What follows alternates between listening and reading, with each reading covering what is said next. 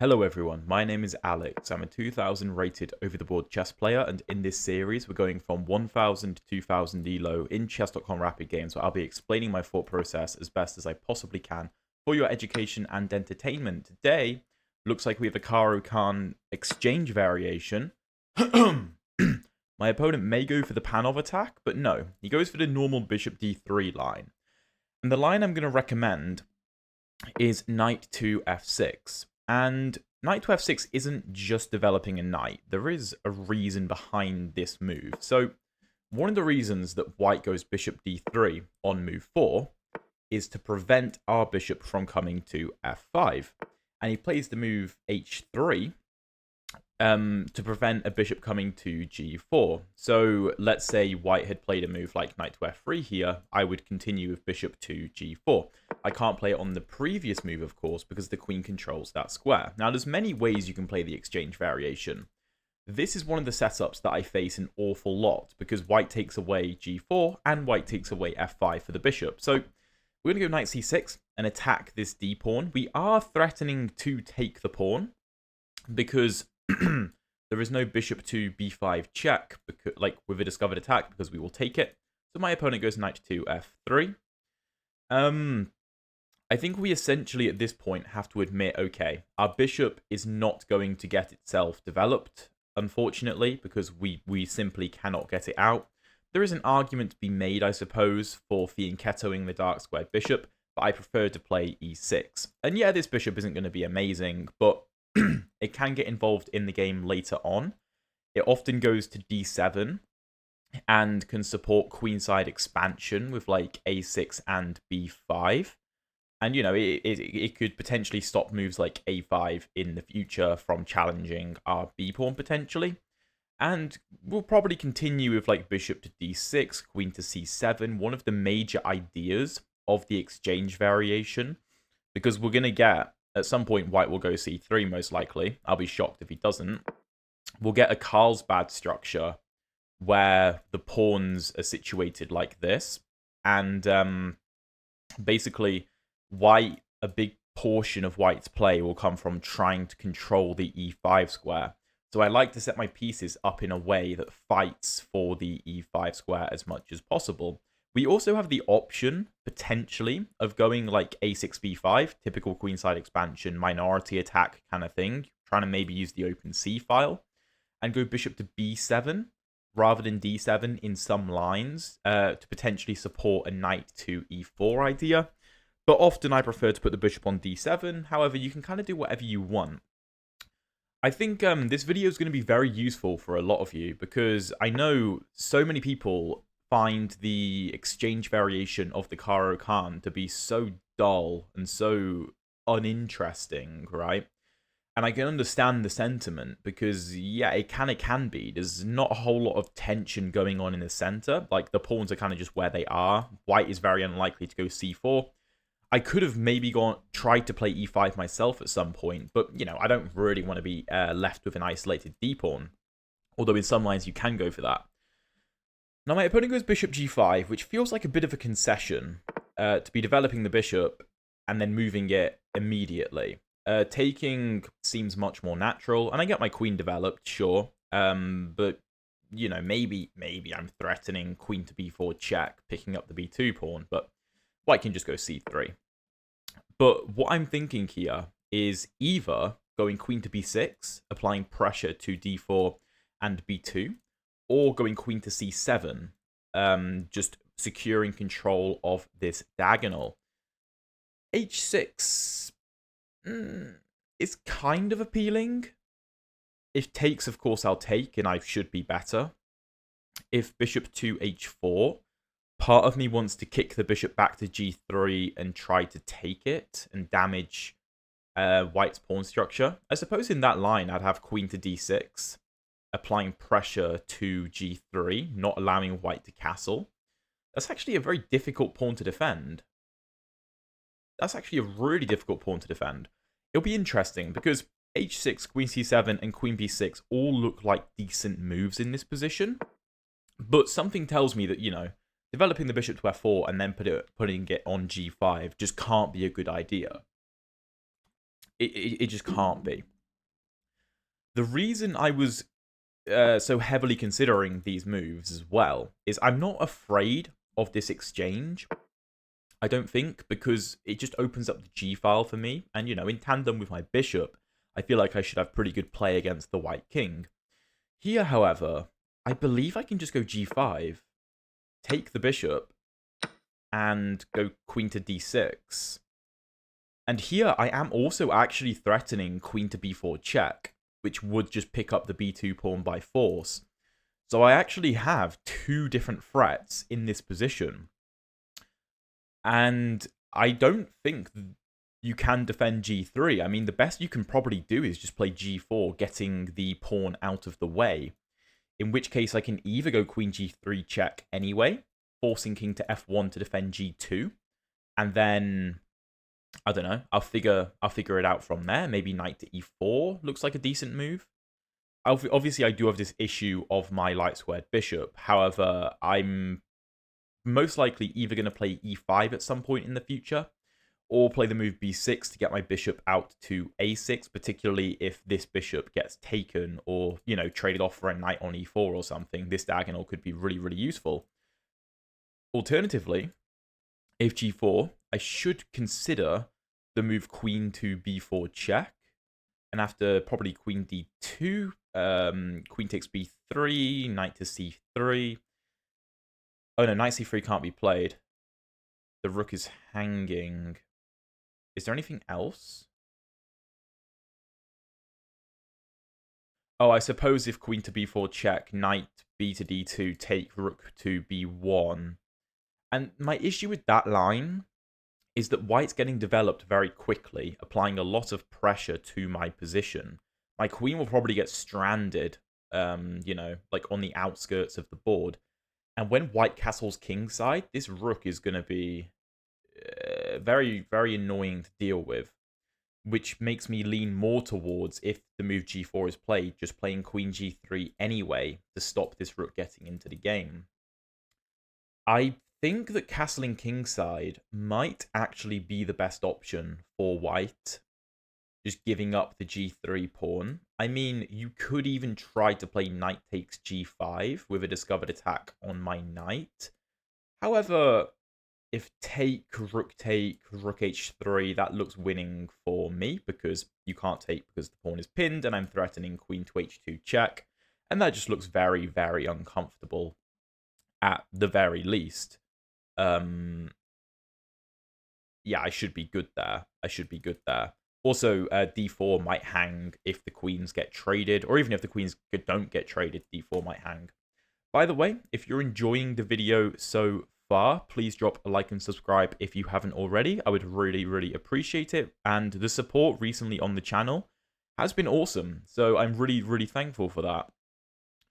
But yeah, I feel like, I mean, I know you could go king to F2 to defend the pawn. I know that's a move. It just seems wrong. I mean, there may be many moves that I can go for, but knight e4 looks like the most convincing, with check and obviously attacking g3 at the same time, meaning you probably have to take the knight, otherwise you're going to get slaughtered. We'll check it after the game, but I think king f2, knight e4, bishop takes, pawn takes with tempo on the knight, if a move like knight to e5. At the very least, I could just take it and win a pawn, and the white king is still stranded. At the very least. So, okay, he does castle. I think we should go ahead and take on g3. Again, I don't believe in knight takes g5. I don't think that works. This knight could jump into e4, and if we could glue it in place with a move like f5, that would be great. We do have to be a little bit careful about white generating counterplay against my king, because my king is certainly not safe. That much is obvious, and there are holes in my position. My f6 knight is definitely vulnerable. f7 is vulnerable. My king is vulnerable. That's absolutely true. However, I feel like our pawn center is actually quite strong, and we have serious attacking ideas. I mean, our queen is on g3. She can't, win the game by herself, of course. But a move like g4 is a serious threat. I mean, if take knight takes, we open up the g file. Obviously, this knight is currently stopping me from from playing queen to h2. But we even have deflection tactics like knight takes d4 going after this knight. And if knight takes, then queen h2 is mate. So, okay, my opponent goes bishop b5, pinning my knight. That is not a move that was on my radar whatsoever. I suppose the queen now defends here, but I mean, I'm not really too concerned. I've got a couple of candidate moves here, so, well, I've got a few actually. The first one is g4, just going for the kill. If pawn takes, knight takes, I don't have to be concerned about knight to e5 applying pressure to my knight because I always have queen to h2 mate. I'm also opening up the g file for a potential rook to g8 or maybe even just throwing this pawn down the board, although it's a little bit of a long-winded plan. I also have ideas of knight to e3, forking everything. So g4 is definitely a move. If g4, knight to e5 with an attack on my knight and an attack on this knight, so g4, knight e4, sorry, g4, knight e5, g takes h3, threatening mate on g2. Let's say, I don't know, queen e2 looks reasonable, defending the g2 square. I'm not quite sure, because we are actually under a lot of pressure in that position. We also don't have knight to g4 because that square is controlled too many times. We could try a move like rook g8, but we don't actually have a threat of mate. Knight to e4 doesn't seem to actually accomplish anything. So, the move g4, I'm veering away from. What else can we do? Well, we could consider bishop to d7, just developing the bishop and breaking the pin, reducing the effectiveness of knight to e5, because we can now just take it, and we actually have tactics where if bishop takes, knight takes, we are also still defending this knight, and we go up a piece, although my opponent is probably not going to fall for that. If bishop d7, I think knight to e4 and g4 are serious ideas. Now, if bishop d7, does my opponent have knight takes g5 going after this knight? I don't think so, because again, pawn takes, rook h3, queen h2 is a serious threat. So I don't think that's viable. Bishop d7 also has the added benefit of preparing queenside castle, which could be a really quick way to evacuate the king from any danger in the center. The other move that appeals is knight to e4, just getting out of the way of the rook. However, if knight to e4, knight to e5, I'm not sure what my knight is actually accomplishing. And we're probably forced to play bishop d7, in which case we can no longer castle. We'll also lose the f7 pawn. That looks like a total disaster. Therefore, I'm going to play bishop to d7. Now, I'm not 100% sure if this is the correct line. Of course, white has several things that he can do. He could play a move like c4, trying to rip open the center. He could take, and after bishop takes, go knight to e5, applying pressure to my bishop. But I think, well, no, I could go for knight to e4, although f7 would hang. It's an interesting idea. I could maybe even consider a move like king e7 in those lines. He does take, okay. Now, pawn takes doesn't really make any sense to me. I don't see the point in that. So I'm going to take with the bishop. And I'm expecting knight to e5. That looks like the scary move. Yeah. So he puts pressure on my bishop, pressure on my knight, and pressure on f7. Now, how do we go about dealing with this? How do we do this? It's also worth noting we do have queen to e3 check if we ever want it. It's one of those moves that I like to describe as like a pocket move. As in, like, you've always got it in your back pocket if you want it. It's particularly the case with checks. Like, the way I describe it is like, my queen currently controls all of these squares, right? However, My queen can also go to e3 with tempo. So technically, my queen actually controls far more squares than she looks like she does, because she always has queen e3 with tempo in the back pocket. So that's a useful thing to have. However, d4 is well defended. So a move like queen e3 check, king h1, I mean, my queen has nothing really to do. However, the move knight to e4 seems to be slightly better with queen e3 check in mind. If knight to e4, let's say rook takes f7, queen e3 check. If king to h1, then I have knight to f2 check, winning the exchange, which is useful. If knight e4, rook to f7, queen e3, king h2, then I'm not so sure if I actually have a follow-up there. I mean, I could deliver a check on g3 and force the king back, but I don't think I accomplish anything there. Useful to have, though. Useful to have. So, okay. Knight e4, rook f2. Do I have anything else? Do I have anything else? There's also pressure on my bishop, but I don't really care if my opponent takes my bishop. That doesn't really do anything. No, I'm not really sure what I'm doing there. Another option is king to e7, just defending the knight, which is a move. Certainly a move. However, I still can't really move my knight because my opponent will just take on f7 with check. So I'm providing a very temporary solution if I play king e7. Knight e4 looks like it's the move because it's very active and we're trying to counterattack. If knight takes f7, well, then I can castle king side, maybe? Or maybe I have to go rook f8. Yeah, that looks good. That looks good. And we're prepared to castle queenside as well and bring our other rook into the game. So that's not a bad option. Not a bad option.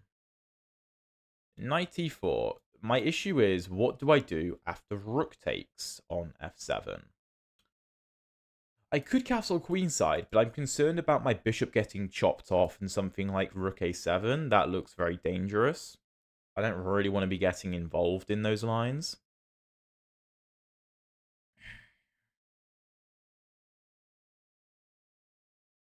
Very interesting position. Very interesting position. How do I make anything happen here?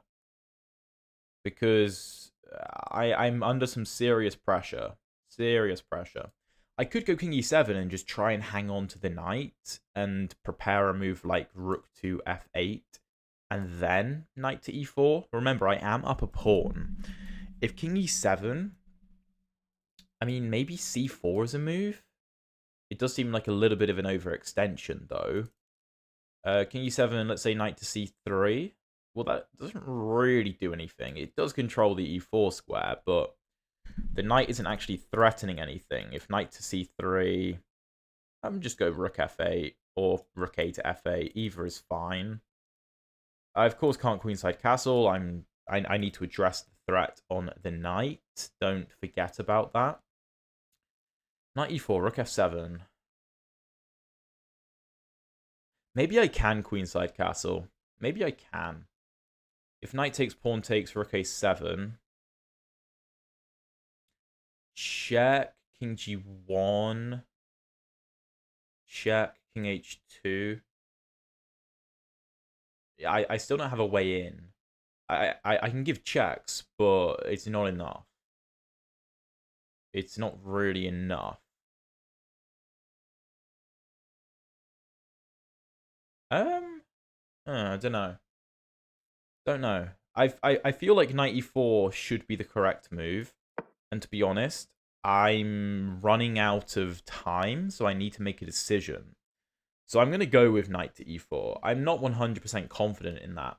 if I get one more move in this position to play like f5, like let's say my opponent plays like knight c3, challenging my knight. If I play a move like f5, I think I'm cool. I think I'm cool. Although maybe does queen to h5 check in that line, so maybe not. Yeah, maybe not there. If knight c3, maybe I have queen e3 check though, and if king h1, I have knight to f2. If knight c3, queen e3, king g2. Can I go knight f2 anyway? I don't think so. I don't think so. Move like queen to h5, and I seem to be in a bit of trouble there. Interesting position. Interesting position. I mean, there's a lot of trouble in this position regardless of, you know, it doesn't matter what I do. It's still going to be a very dangerous position. But creating opportunities for counterplay with knight to e4 seems like a smart thing to attempt. If queen to h5 immediately in this position, that's something I should seriously consider how I'm going to approach. That's a tough move to deal with. Again, I could go queen to e3 with check. If king to h1, then knight g3 wins the game. Okay, takes with a knight.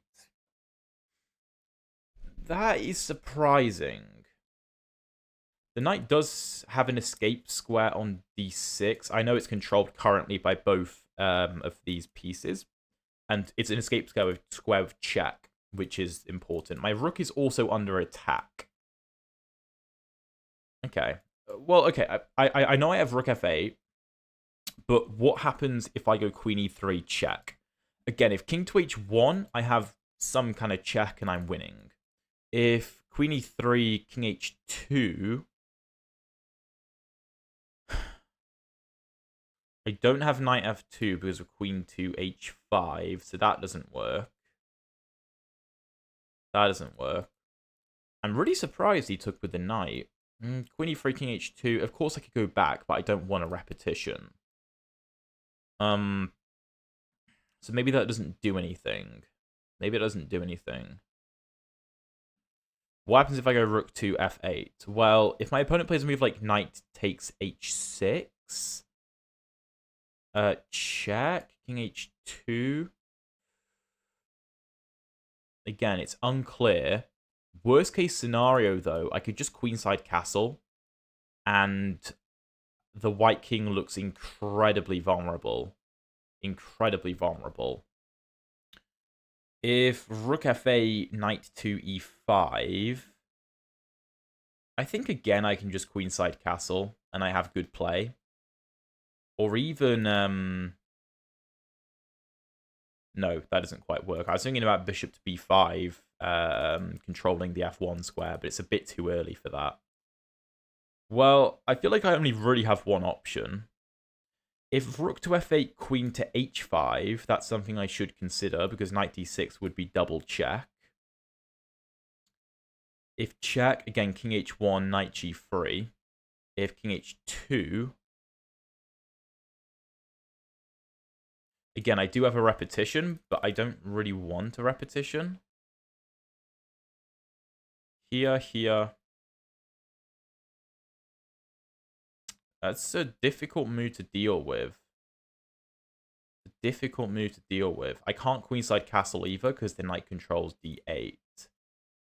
However, this does seem like the only possibility. So we'll see what my opponent goes for. We'll see what he goes for. Oh, also, I don't have knight f6 anyway, because the rook controls that square. Yeah, okay. I may have to go for a repetition, especially considering my time situation, although I really would rather not. Really would rather not. I suppose double check isn't actually the end of the world, even if my opponent does play it. Let's say like queen h5, queen e3, king h2. Knight f2 still doesn't do anything, though. I'm not really sure what I'm accomplishing. Not really sure what I'm doing there. I mean, I could play a move like king e7.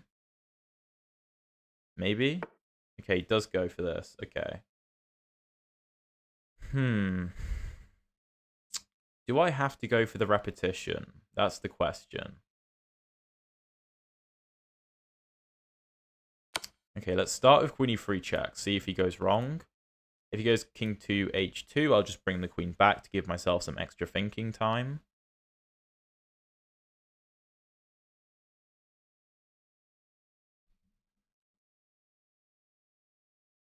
King h2. Yeah, okay. Could I play a move like king e7 and just claim that white is underdeveloped? Can I do that? Because there's actually no immediate threat. And you can't really move the knight because I'll take the rook. But what's my threat? What's my threat? Maybe bishop to e8? Or maybe bishop to b5? King g1, king e7. Let's say knight c3. Again, I can always deliver the check to give me extra time to think. Knight e7. Knight f6. Queen g6. I think this is okay. And I want to fight. I want to fight. So let's do it. I want to try and win this.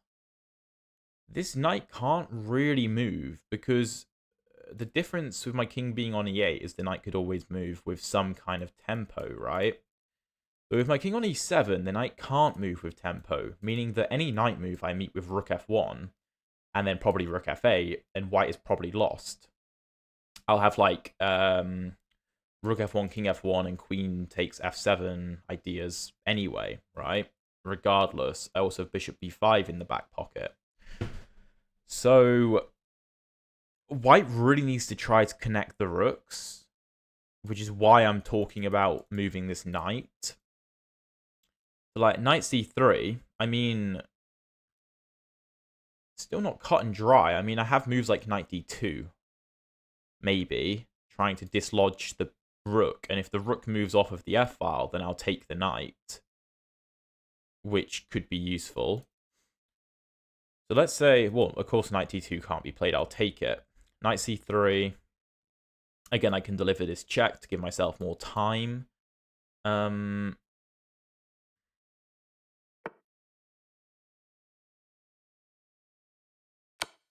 Okay. Goes knight to a3, which makes sense. Can I do this anyway? And just fork the pieces? Queen g6. Take.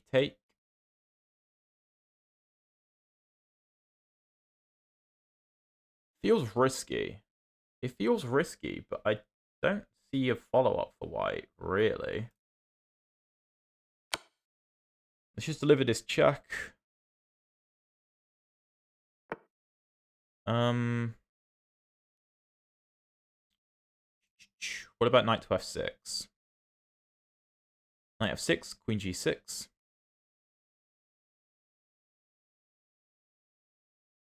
Bishop e8. That actually looks quite good.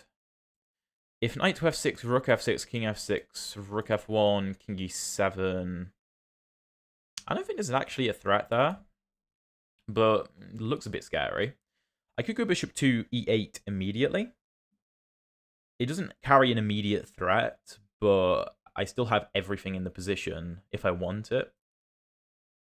Again, I could go for this. I'm just concerned about queen to g6 ideas.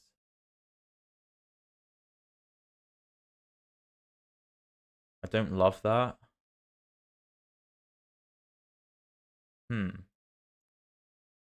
Bishop e8 does look very tempting. I'm gonna play it. And I'm really not sure about this move, but I feel like I can win this. I feel like I have a win. I mean, my king is on e7, and don't get me wrong, my king looks insanely weak. However, like, practically, white is also not in the best of shape. Not in the best of shape. It's such an interesting position. Okay, that's not a move I considered. That looks like a good move. That looks like a good move. My queen actually doesn't have that many moves. Can I do this? Queen takes, rook takes, rook. Yeah, that looks really good. That looks really good. Wait, is that just winning? I think so. Because you can't take this bishop. Yeah, no, I think this is winning. Admittedly, I don't think I initially realized that I was actually threatening to take on f7. And I guess white was thinking, okay, if black moves the queen, then he doubles up and he has sufficient defense on the knight. And he's probably winning in that position. My other alternative option was queen to h4, trying to get a queen trade. And if the queen moves, then taking on f7 would be an option. But yeah, bishop takes f7, and this is actually really... It looks impossible for white to deal with. And the main issue for white is the fact my queen is defended. And yeah, he takes. But I thought I had queen to h4 in this position. Trying to insist on a queen trade where I'll just be up a clean piece. There's no queen to f6 because the knight controls that square. This knight is a great piece. Such a good piece. Again, like I said earlier, I wasn't sure about the whole knight to e4 move all the way back here. I really wasn't sure about it. But I was like, okay, well, it's going to generate some kind of counterplay, so maybe it'll be good. Okay, queen to h8 looks winning because that just forces a queen trade, no? I think that forces a queen trade. This is defended by the knight. So queen h8. The queen has no way out. Rook f7, rook f7. My queen's still defended. So I, again, don't think I'm missing anything. Unless he wants to go, like, take, queen g6. But then, like, queen f6. And you're still going to be forced to trade queens with me unless you go, like, queen h5. But that seems completely losing anyway. I mean, obviously. White's down too much material there. Down like a full rook. Also, this knight is just not participating in the game. I feel like knight c3 would have been a better option. But, you know, I may be wrong there. I may be wrong. Okay, of course, we're going to snap the queen off. Well, we're up a full piece. Let's just convert this. Let's just try and convert this. If rook to b3. Could do that. Could do this. Here. It doesn't really do anything. Yeah, let's just go b6. Let's be nice and solid. Let's be nice and solid. The knight does have access to b5, but, you know, not really a problem. Can't really do much after that. If knight to b5, maybe rook c8, putting pressure on c2 and taking away the c7 square from the knight. If a move like c3, I mean, we have many options. Many options. The game isn't done because what, we're up a bishop for a pawn, which should be winning, of course. But white still has a few tricks. We could go a6 and invite the knight into the position. And rook to c8. I don't really want to allow my queenside pawns to fall like that. That seems like I'm giving white too much play. So I think I'm veering more towards this. Just applying pressure, taking away any counterplay. I don't love the look of the move a6 in many of these positions because it weakens my b6 pawn. This knight also has access to d4, which it may go to. May try and use that square. Of course, our knight controls a d6 square, which stops infiltrations on d6, which would otherwise be pretty annoying. I need to try and find a good way to use this bishop as well. I need to try and find a good use for it. We'll see. We'll see. There's no rush in this endgame whatsoever. I mean, there is a lot of play still left in the position. There's plenty of things that could happen. Okay, interesting. What? Okay, rook c2. Oh, maybe the idea is knight here to try and play knight to c6 check, winning the rook.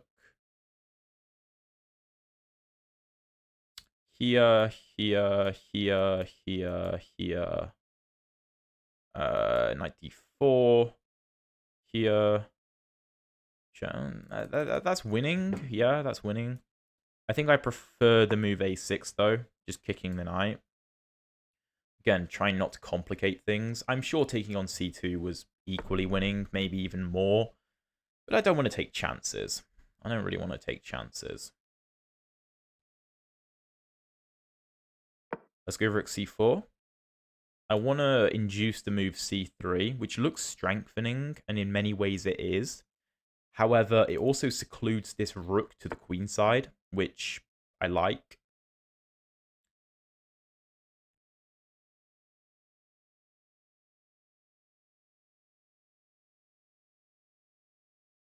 Let's go a5 to try and trap this rook further. And also means my rook doesn't have to stay stuck defending the a6 pawn. Okay. Well, now it's going to get stuck defending this pawn, so I haven't really helped myself. I do have knight to c5 in the back pocket, attacking the rook. Although I've got to be careful my rook doesn't get somehow trapped. Yeah, my opponent... Oh, whoa. I thought I blundered that, but no, that is defended. I still have to be careful. I did say the game is not over. I should be I am completely winning, like, on paper, but White still has ideas. White still has ideas. Because he does have a couple of pretty active pieces, which is why he's even still in the game. Again, I need to find a job for this bishop. Maybe you could just go bishop to e8 to control all these important light squares. That seems like a decent idea. I think I like that. I think I like that idea. And then, well, if bishop to e8, then I can even try and go b5. Okay, I'm not really sure what that move does. Let's just drop the bishop back. This knight is a great piece, by the way. Holds together so many aspects of the position. And just applies general pressure to the white pieces. Also, you know, knight c5 is always on the cards if I want it. And this rook is actually running out of squares too. Its only safe square is the a3 square, which is, you know, pretty good. Pretty good. You know, if I can strand this rook on a3, then that's great.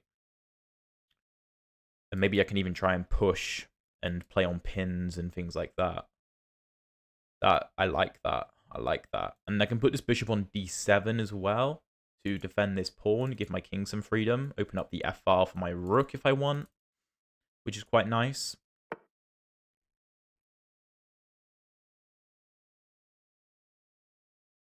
I think I can just offer a rook trade. I'm not sure White can actually decline. Because if rook b3, I just take on a2, and then I'm up a full bishop, not a bishop for a pawn. If take and take, then fantastic. My opponent may try to play c4, but I think I just have rook c8 in those positions. And you could go b3, in fairness. Something like bishop d7. Rook e1, putting pressure on the knight. I think I'm still fine, though. I think I'm fine. I could probably play a move like a4. Maybe. Okay, he trades. I think c4 is his last hope, really. And it's very useful that I've brought this bishop back, actually, because I'm dominating the movement of the knight. Okay, that's an interesting move. Well, I think it makes far more sense to apply pressure to the c-pawn than allow his rook to open up. That seems foolish. If he takes... Probably take. And this c-pawn is in a lot of trouble. Knight to e2 defending. I just have bishop to b5 attacking the knight. And this, if this c-pawn falls, like, the game is effectively over. And the more pieces I trade, of course, the better as well. Yeah, this is very, very good. Okay, I mean,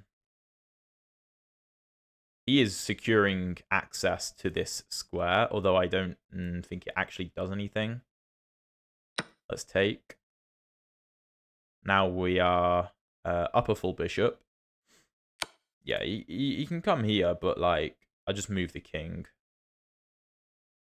Does this make sense?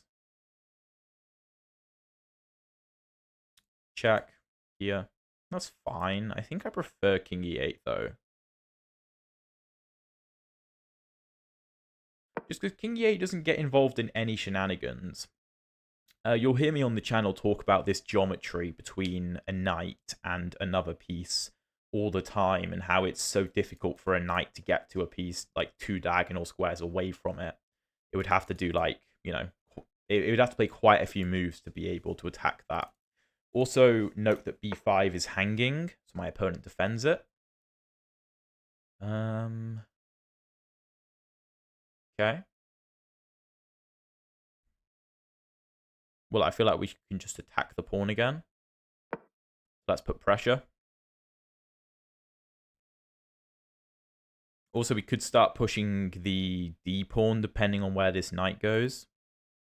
If knight to d4... Oh, that also applies pressure to e6, which is annoying.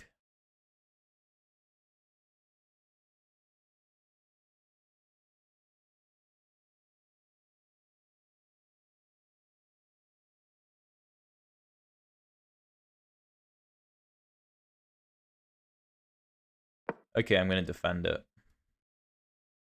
I don't really like what I've done here, to be honest. I'm a little bit concerned about rook f1. Trying to come into f7. Yeah, he goes for it. Good move. Okay. No, actually, that's fine. That's fine. I'll take on b5. If rook f7, I have king e8 with tempo, so you don't really have time to take, so I'll take your rook. So that's not a problem. Also, my bishop was attacking the rook. Make sure you note that. Okay, well, now I'm up a pawn as well as a bishop. If my opponent moves the rook, let's say to, like, g7, I probably just have bishop back to d7. And you'll hear about me talk about this relationship between a knight and a bishop. Yeah, that looks fine. You'll hear me talk about this relationship between a knight and a bishop a lot in my videos, where there's 2 spaces between a knight and a bishop, and they kind of dominate each other's movement. In this position, I'm playing, like, my bishop is the defensive piece, so I'm effectively dominating the knight's forward movement. Yeah, okay, that's fine. I'm keeping my king on a light square as well to avoid this knight moving with any kind of check. Let's just push. Let's just push. This is well defended. Let's defend the bishop. Again, I mean, king e7 is also fine, but I just don't want to be checked by the knight. If rook here, probably rook here. Looks pretty good. And then I'm going to follow up with b4.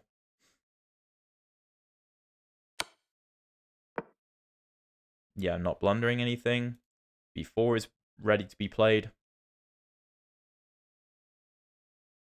And yeah, we're up a lot of material. He's threatening to take this. Is it a problem, though? b4, knight e6, bishop e6, rook e6, king d7. Say rook to a6. Seems no need to give away the pawn, though. I could... Well, no, knight c5 looks a bit ugly.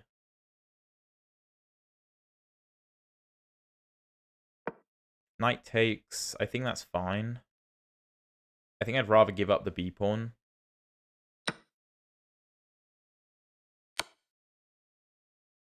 I think I have rook to b1. I think that's game over. Oh, you do have that. I missed that, admittedly. However, it doesn't seem to save you. Because I have knight c3. I think I'm just forcing a ton of trades. And, you know, if I get left with a bishop versus a knight, a bishop versus nothing, then it's obviously game over. My opponent found some good counterplay, to be fair to him. The game could have been over much, much sooner, but he's done an excellent job of defending the position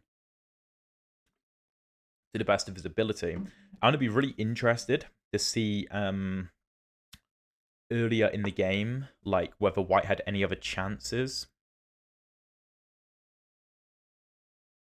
Taking the pawn might actually be more accurate. I think it is. Because I'm still pinning you. You still can't move the knight with a check. You still can't move the rook with a check. And I'm removing the defender of the knight. Of course, I could have taken the knight. But I think this is more accurate. Because if knight takes knight, pawn takes knight, rook takes, then the rook can move. And this is... I actually can't defend this pawn, which is a little bit annoying. But yeah, okay. Very interesting game. Very interesting game. We'll see what the computer has to say. Okay. 87.7% accuracy for me.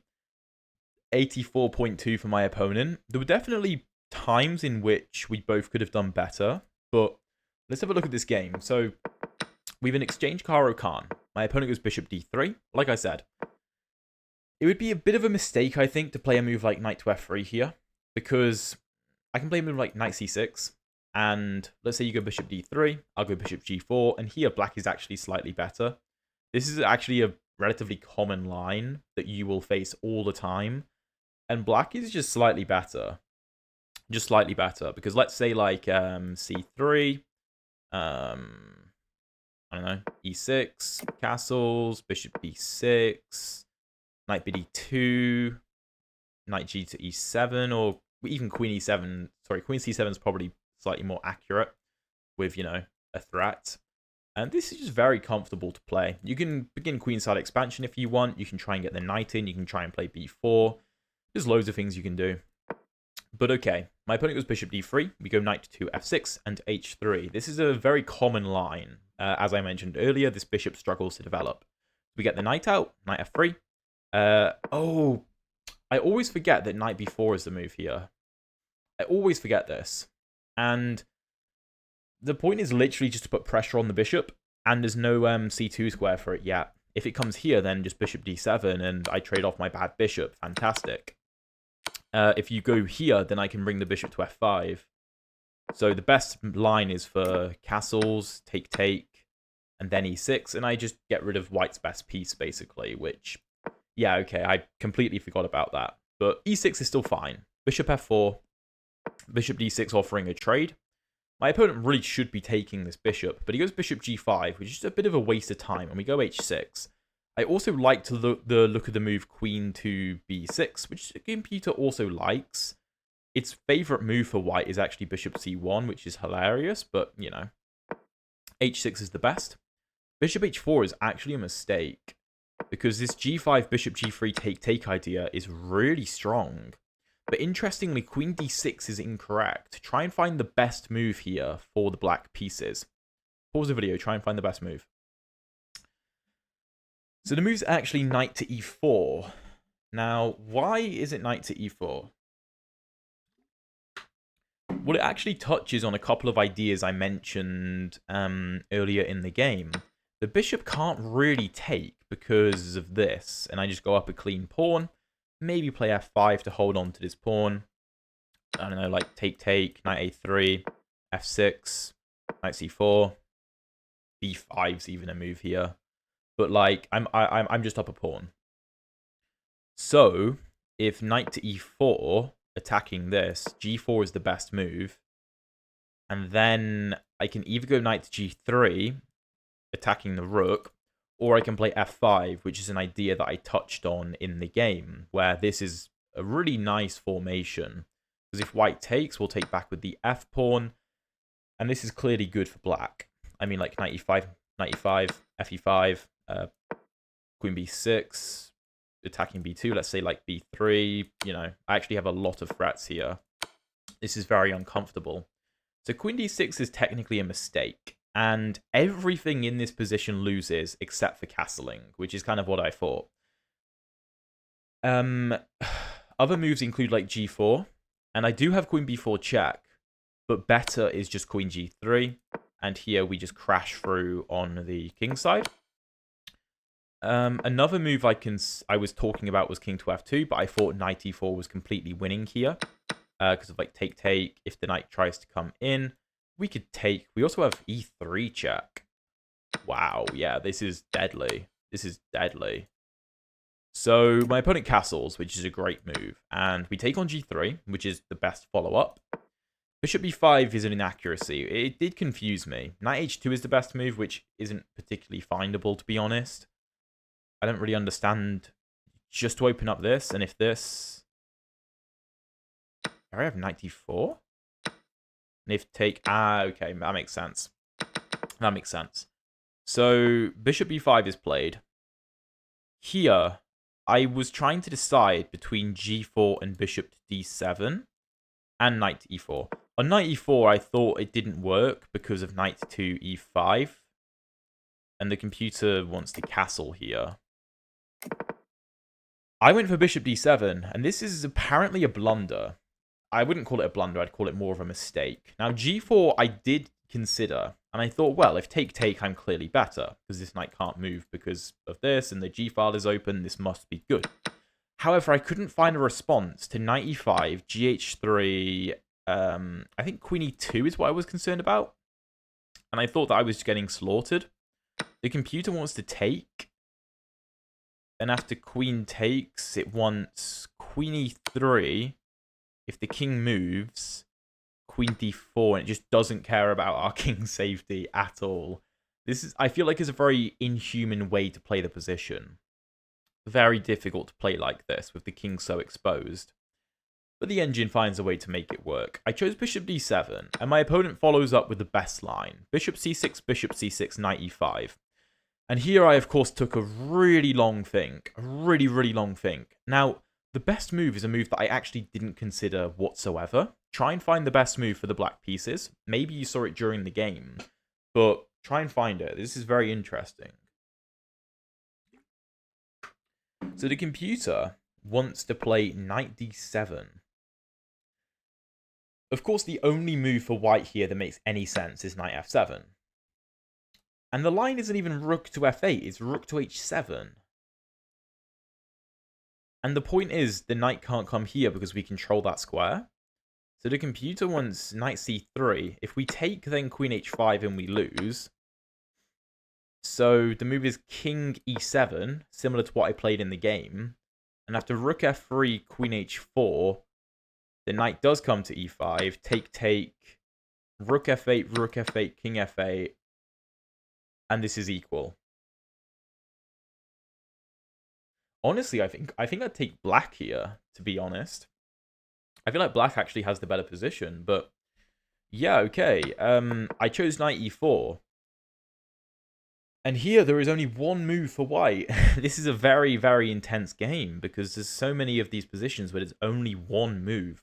My opponent didn't find it, but the move is rook to f3. Similar to what you played in the game, but in a different move order. The idea is to kick the queen and then play rook f7. The difference is, if rook f7 immediately, I have this queen e3 check, and the computer just wants to repeat. It just wants to repeat, although it does actually like rook f8 too, which I think is more so what I would have played. I was also considering queenside castle here. And if my opponent went for the line that I was thinking he might go for, this is actually better for me, which is what I was calculating. Although rook to f3 is apparently winning. And knight g6. Interesting. My opponent took with the knight, which baffled me. I played rook f8, which isn't the best move. Queen e3 check is. After king to h2, then rook f8. I think the point is to get the queen to e3, so that if rook to f3, we have knight f2.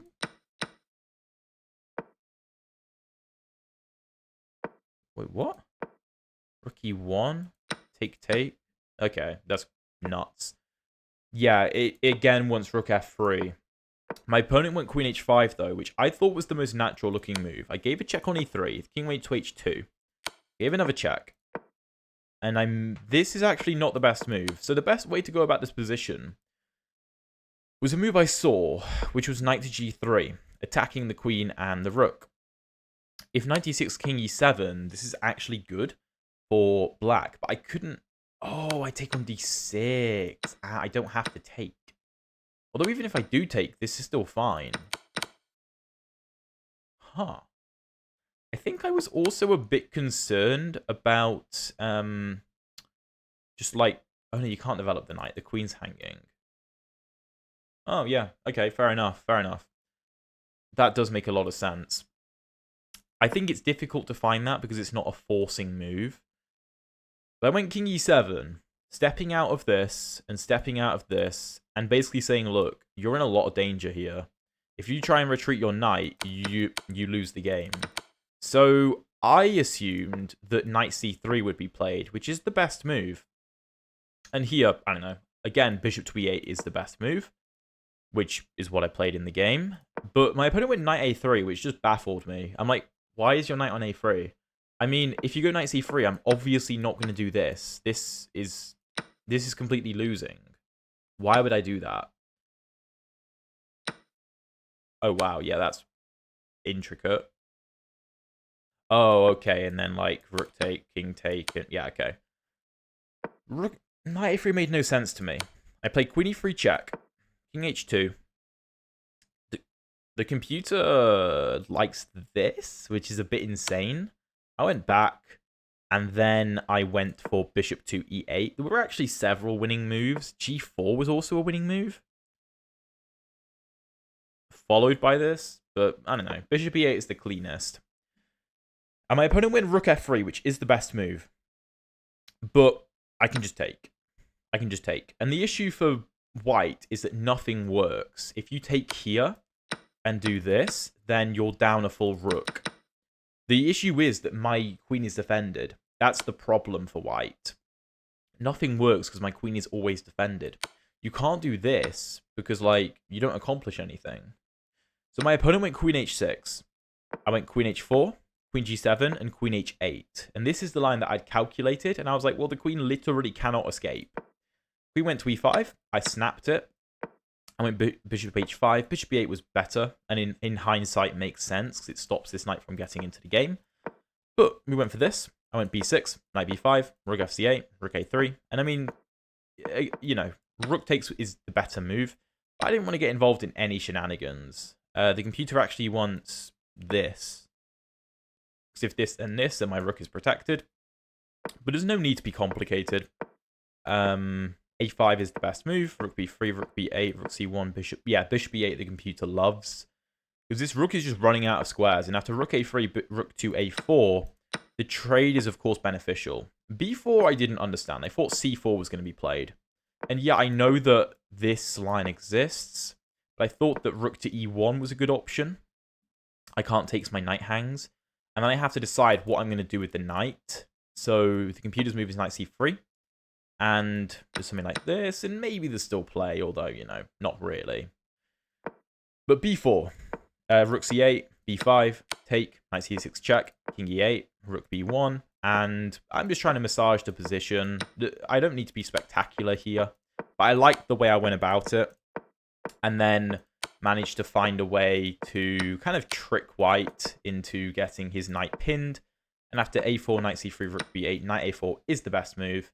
And my opponent resigns here because there's no way for him to avoid losing another piece. And of course, a bishop and a knight, beating up a bishop and a knight is completely winning. So I hope you guys enjoyed this video. I hope it shows that the exchange Caro Kann isn't always as boring as you may think it is. If you want to see another interesting exchange Caro Kann, check out the video up here. And if you want to see the previous episodes of the speedrun, check out the playlist down here. Thank you very much for watching, and I'll see you in one of those.